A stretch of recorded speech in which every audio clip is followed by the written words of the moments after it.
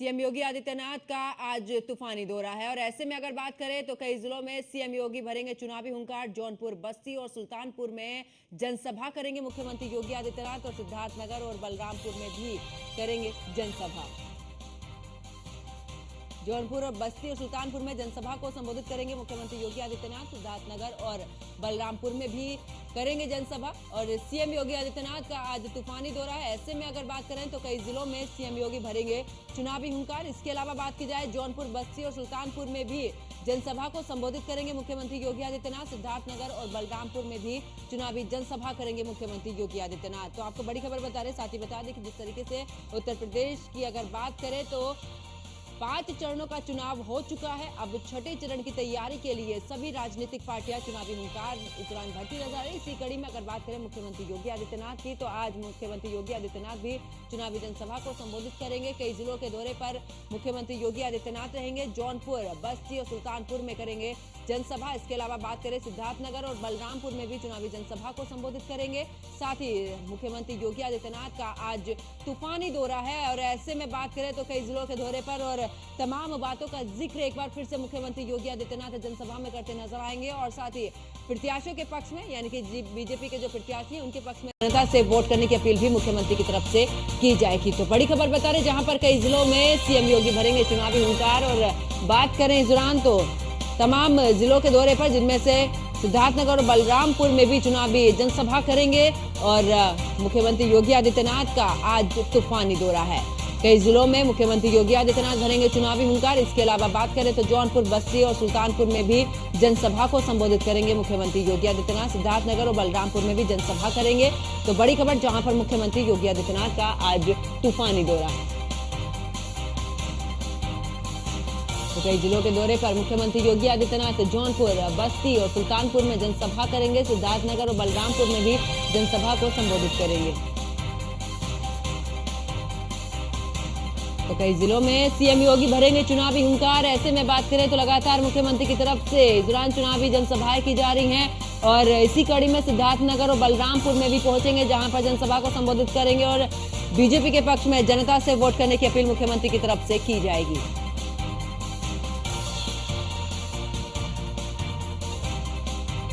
और ज्यादा जानकारी के लिए राघवेंद्र सिंह संवाददाता बस्ती से हमारे साथ में जुड़ चुके हैं। राघवेंद्र, अगर बात करें मुख्यमंत्री योगी आदित्यनाथ का दौरा, ऐसे में वहां पर किस तरीके की तैयारियां और राजनीतिक हलचल किस तरीके की वहां पर? ये आपको बता दें, बस्ती जिले में आज मुख्यमंत्री योगी आदित्यनाथ का दूसरा दौरा है।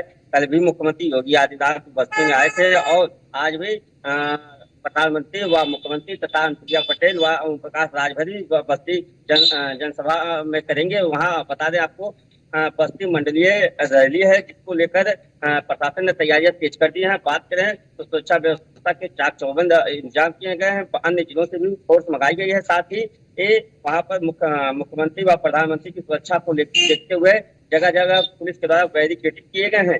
वहीं बात करें तो मुख्यमंत्री योगी आदित्यनाथ और प्रधानमंत्री नरेंद्र मोदी एक मंडलीय चुनावी जनसभा को संबोधित करेंगे।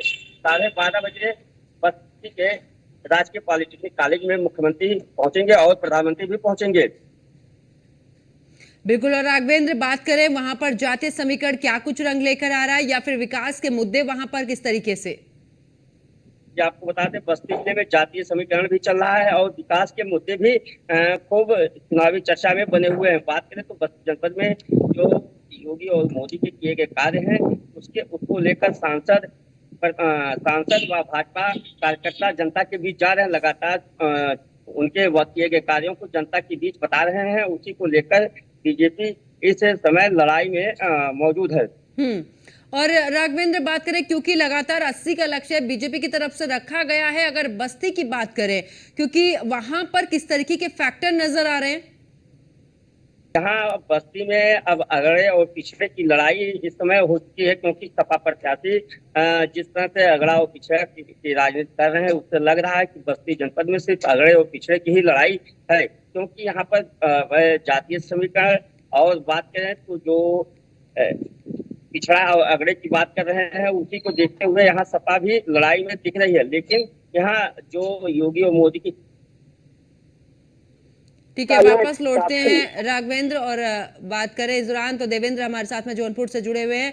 देवेंद्र, अगर जौनपुर की बात करें, क्योंकि मुख्यमंत्री योगी आदित्यनाथ पहुंचेंगे, ऐसे में तमाम तैयारियां तो वहां पर होंगी, लेकिन अगर बात करें, क्योंकि लगातार जिस तरीके से विपक्ष भी हमलावर है कि आखिरकार बीजेपी सरकार में क्या कुछ कार्य, और दूसरी तरफ बीजेपी भी पूरे तरीके से जनता के बीच में जा रही है और इस दौरान तमाम योजनाओं के बारे में जानकारी, क्या कुछ रोड मैप रहा। अगर बात जौनपुर की जाए, कितना विकास हुआ है और कौन कौन से मुद्दे? आपको देखिए बताते हैं कि जौनपुर में लगभग यहाँ पर जिस हिसाब से जेपी सरोज जो मध्य प्रदेश के सांसद हैं उन्होंने कोई विकास कार्य नहीं किया, जिसको लेकर लगातार जब से ही इनको द्वार प्रत्याशी बनाया गया वहाँ काफी विरोध देखा गया। वहीं आप बता दें कि जौनपुर के लिए जौनपुर कृपा शंकर सिंह जैसे ही प्रत्याशी के रूप में घोषित हुए, लगातार उनका भी विरोध हुआ। भाजपा के नेताओं में अंतर्कलह देखा गया। दोनों सीट लगातार यहाँ पर बीजेपी को लगातार नेट में फाइट करनी पड़ रही है, क्योंकि लगातार क्षेत्र में विरोध हुआ है। क्योंकि आपको बता दें कि सबसे बड़ा फैक्टर यहाँ का मेडिकल कॉलेज है, जो मेडिकल कॉलेज 10 साल से अधर में लटका हुआ है। यहाँ तक कि नरेंद्र मोदी ने उसका शिलान्यास भी कर दिया है, लेकिन आज भी मेडिकल कॉलेज अपने अधर में लटका हुआ है, कोई भी वहाँ कार्य नहीं हुआ है, जिसको लेकर यहाँ पर तमाम विरोधाभास देखा गया।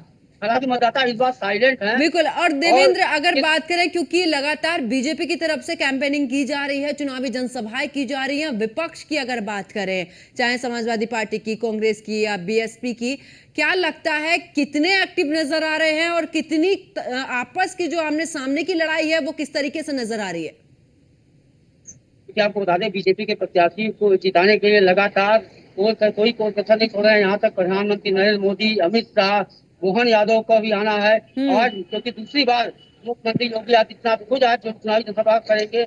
ऐसे में बहुत नेक टू नेक फाइट है, क्योंकि बहुत जोर देखा जा रहा है। क्योंकि यहाँ पर विकास के मुद्दे को छोड़कर यहाँ जाति समीकरण का चुनाव बनता हुआ चला जा रहा है। क्योंकि यहाँ इंडिया गठबंधन के जो प्रत्याशी हैं बाबू सिंह कुशवाहा कहीं न कहीं मजबूत हैं, और वहीं मछली शहर से प्रिया सरोज जो इंडिया गठबंधन प्रत्याशी हैं वो भी काफी मजबूत है। और जिस हिसाब से वहाँ के प्रत्याशी बीपी सरोज का लगातार विरोध हो रहा है, अभी कुछ दिन पहले उनका एक वीडियो वायरल हुआ जिसमें कहा था, एक तो प्रदेश में बुलडोजर बाबा है, दूसरे मछली शहर के सांसद एससी बाबा है। ऐसे में लगातार उनके जो वीडियो वायरल है उसको लेकर विरोध हुआ है। वहीं कहीं ठाकुर लामबंद है, ब्राह्मण लामबंद है कि वह SC/ST के बाबा तो अपने आप को कहते हैं, जिसको लेकर मछली शहर में उनका काफी विरोध हो रहा है। और जौनपुर में कृपा शंकर सिंह, क्योंकि यहाँ पर जिस हिसाब से बाबू सिंह कुशवाहा जाति समीकरण में सबसे फिट बैठ रहे हैं, क्योंकि यादव जो वोटर है सबसे अधिक है, मुस्लिम वोटर सबसे अधिक है, वहीं यहाँ मुसलमान भी अधिक है, यहाँ पर मौर्य बिरादरी के वोटर अधिक है। ऐसे में कहीं न कहीं बाबू सिंह कुशवाहा सबसे फिट नजर आ रहा है। जी ठीक है, वापस लौटते हैं देवेंद्र, और सौरभ मिश्रा हमारे साथ में जुड़े हुए हैं इस दौरान बलरामपुर से। सौरभ, अगर बात करें बलरामपुर में किस तरीके की तस्वीर नजर आ रही है? मुख्यमंत्री भी पहुंचेंगे आज, और ऐसे में अगर बात करें तमाम तैयारियां वहां पर की गई होंगी।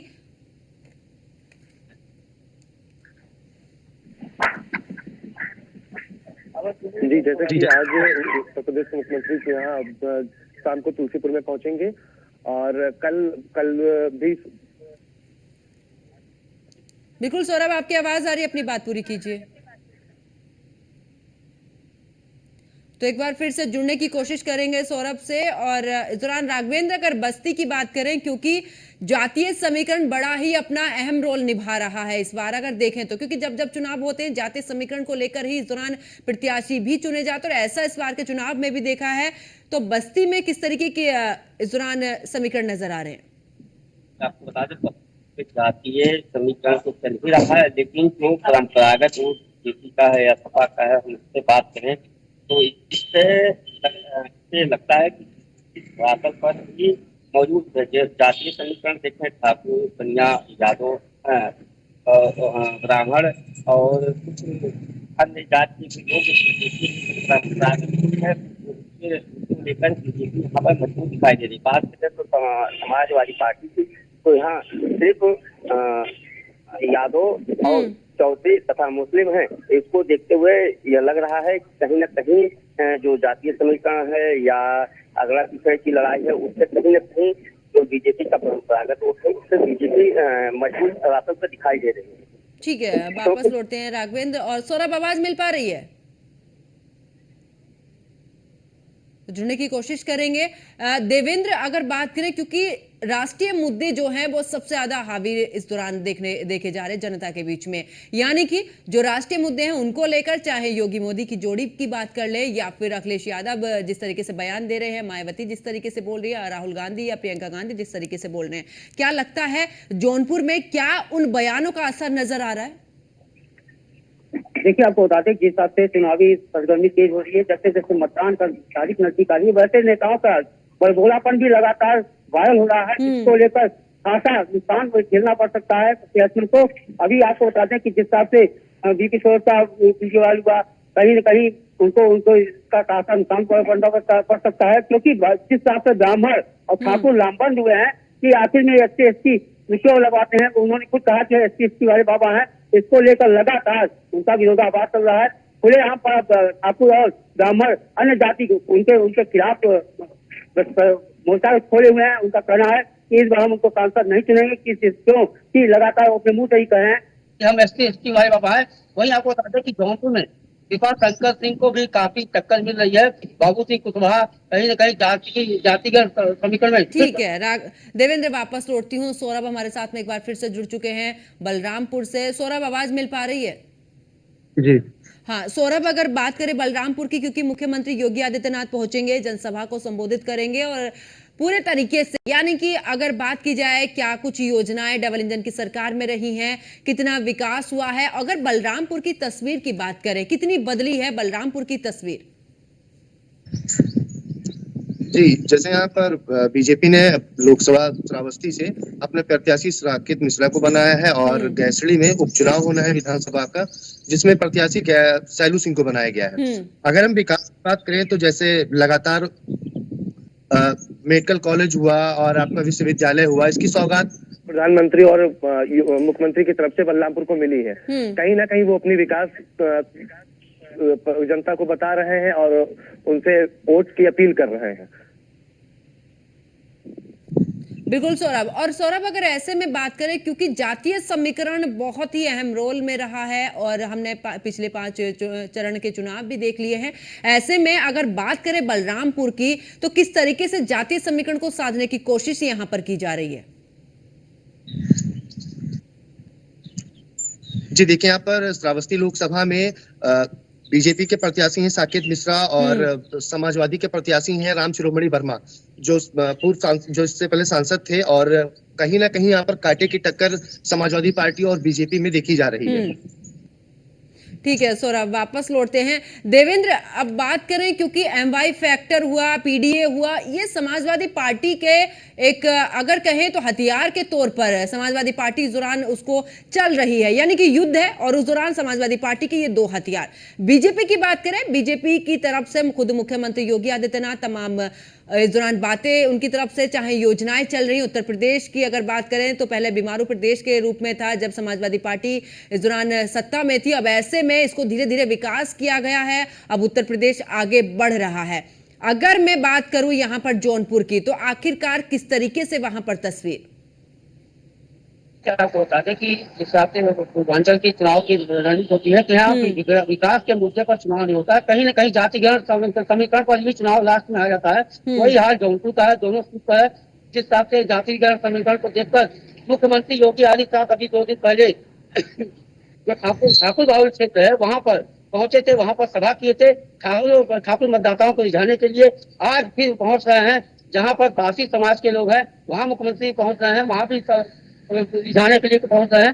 जिस हिसाब से लगातार हर वर्ग, जो जिस हिसाब से जाति समीकरण है, वही नेता को वहां पहुंचाया, चुनावी जनसभा के लिए तैनात किया गया है, जिससे कहीं न कहीं अपने पक्ष में जाति समीकरण को रखा जाए। इसको लेकर आज मुख्यमंत्री योगी आदित्यनाथ फिर 2 जगह जनसभा को करेंगे। मोहन यादव का भी दौरा आज है कि किस हिसाब से यादव मतदाताओं को बीजेपी के पाले में रखा जाए। इसको लेकर लगातार नेता जातिगत समीकरण लेकर जनसभा कर रहे हैं। ऐसे में जौनपुर में भी लेकिन चर्चा का विषय अगर इसमें बहुत से कुछ बात करें देवेंद्र इस दौरान, क्योंकि जिस तरीके से समाजवादी पार्टी पर आरोप लगा रहे हैं मुख्यमंत्री योगी आदित्यनाथ की एक जो समुदाय है उसको लेकर, वो चाहे राम मंदिर हो यानी कि सनातन से दूरी बनाते हुए नजर आ रहे हैं, तो क्या ऐसे में असर पड़ेगा? क्योंकि यादव यहां पर सबसे ज्यादा सीट पर है, तो क्या एक जाति के आधार पर यादव वोटर्स कोर वोटर्स के तौर पर समाजवादी पार्टी के साथ में आ जाएगा, या फिर जो सनातन का मुद्दा बीजेपी ने उठाया हुआ है कि विपक्ष उससे दूर है, तो क्या यह हावी पड़ सकता है? सनातन जिस हिसाब से अयोध्या में राम मंदिर का निर्माण हुआ, जिस हिसाब से राम को लाए हैं, राम को ऐसे इस तरह की तमाम बयानबाजी हो रही है, इसको लेकर कहीं ना कहीं हिंदू तो कहीं ना कहीं जागा है। लेकिन जिस हिसाब से चुनाव चल रहा है, यहाँ जाति के समीकरण हावी है, और क्योंकि यह जौनपुर यादव बाहुल क्षेत्र है, और यहाँ पर जिस हिसाब से बाबू सिंह कुशवाहा यहाँ से चुनाव लड़ रहे हैं, यादव सबसे अधिक वोटर है, मुस्लिम सबसे अधिक मतदाता है, मौर्य सबसे अधिक मतदाता है। कहीं न कहीं पूरा चुनाव अब इंडिया गठबंधन की ओर जाते हुए साफ दिखाई दे रहा है। उसको लेकर आज क्योंकि यानी कि जो जिस रणनीति के साथ में देवेंद्र, जिस रणनीति के साथ में समाजवादी पार्टी चल रही है, यानी कि थोड़ी सी दूरी बनाते नजर आ रही, तो क्या वहां पर एमवाई जो फैक्टर है वो काम करेगा?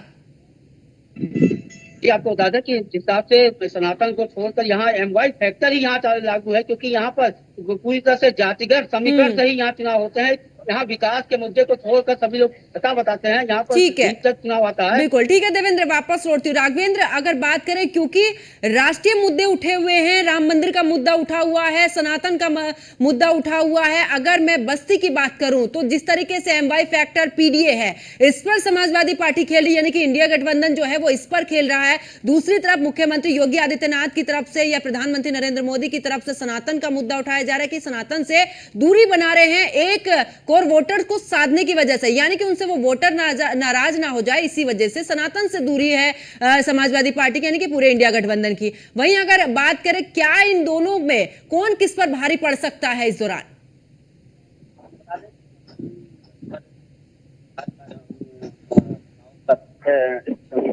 तो यहाँ पर जिस तरह की समीकरण है, जातीय समीकरण हो, चाहे मुस्लिम हो या यादव हो या पिछली बार भी सपा और बसपा 7% चुनाव लड़े थे, उसके बाद भी यहाँ पूरी तरह से सपा को हार का सामना करना पड़ रहा था।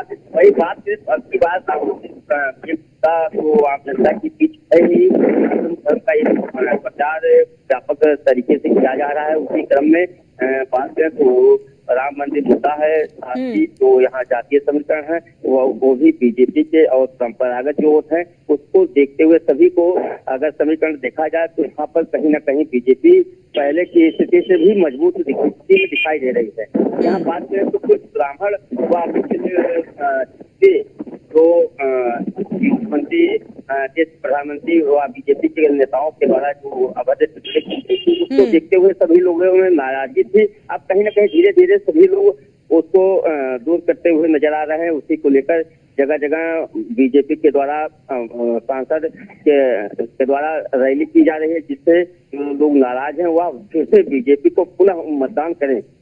ठीक है राघवेंद्र, वापस लौटते हैं। सौरभ, अगर बात करें, क्योंकि जिस तरीके से राघवेंद्र ने और देवेंद्र दोनों ने अपनी अपनी जगह से जानकारी दी कि आखिरकार जो मुद्दे राष्ट्रीय मुद्दे उठ रहे हैं वहां पर बलरामपुर में कितना असर नजर आ रहा। मंगलसूत्र का मुद्दा उठाया हुआ है और जजिया कर की बात इस दौरान प्रधानमंत्री नरेंद्र मोदी करते हैं, मुख्यमंत्री योगी आदित्यनाथ अपने संबोधन में तमाम रैलियों में करते नजर आए, तो क्या बलरामपुर में भी किस तरीके की तस्वीर नजर आ रही, क्योंकि मुख्यमंत्री आज वहां भी पहुंचेंगे? जी, जैसा कि बता दूं, बीजेपी कोई भी कसर छोड़ना नहीं चाह रही है। मुख्यमंत्री नाथ लगातार बलरामपुर में अपना जनसभा कर रहे हैं, जगह जगह जनसभा कर रहे हैं। कल भी उनका जनसभा भारत नेपाल सीमावर्ती विधानसभा गैसड़ी में था और आज भी वो तुलसीपुर में आ रहे हैं। वो लोगों से अपील कर रहे हैं और वो लगातार